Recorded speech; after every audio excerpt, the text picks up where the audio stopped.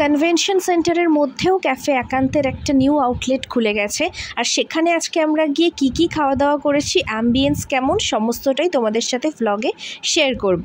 তো যেমনটা দেখলে নিচেও একটা বসার জায়গা ছিল, বাট আমরা ওপরেই চলে এলাম কারণ ওপরটা বেশ ফাঁকা ছিল। আর এসেই অর্ডার করে দিলাম একটা মশালা চায় আর সুইট লাইম সোডা, দুটোই খেতে ঠিকঠাকই ছিল।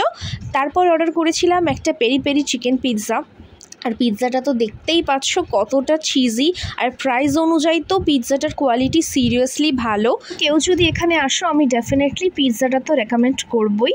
তারপর অর্ডার করেছিলাম একটা চিকেন পেনে আরাবিয়াটা, মানে বেসিক্যালি চিকেন রেড সস পাস্তাটার কোয়ালিটিটাও দেখতেই পাচ্ছ বেশ ভালো, ইভেন প্রেজেন্টেশনও সুন্দর।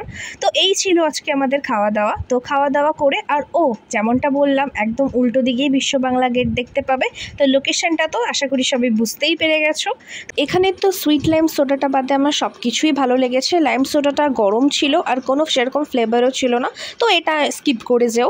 আর তারপর তো ভাই আসা মানে তো ডেলি মানে আধ এক ঘন্টা ধরে শুধুমাত্র জ্যামে দাঁড়ানো, সামনে জ্যাম পেছনে জ্যাম, তো জ্যাম ঠেলে কোনো রকমে পৌঁছালাম। আর দেখলাম মধ্যমগ্রামে ঝুলন উৎসব হচ্ছে, তো তাই সেখানেও ঢুকলাম। আর মেলাতে আমার কয়েকটা ক্লিপ নেওয়ার ছিল, রিক আমার জন্য ভুলভাল পিঙ্কি পঙ্কি ক্লিপ চুজ করছিল যেন আমার 3 বছর বয়স। তো এনিওয়ে, তো তারপর ক্লিপ নিলাম। আর এখানে কৃষ্ণ ঠাকুরের জন্ম কি করে হয়েছিল, তারপরে বড় হয়ে ওঠা, সমস্ত কিছু এভাবে রাখা রয়েছে। তো এই সমস্ত ঘুরলাম, ঘুরে চলে এলাম হচ্ছে বাড়ি। আর এই 3টে ক্লিপই নিয়েছিলাম আমি।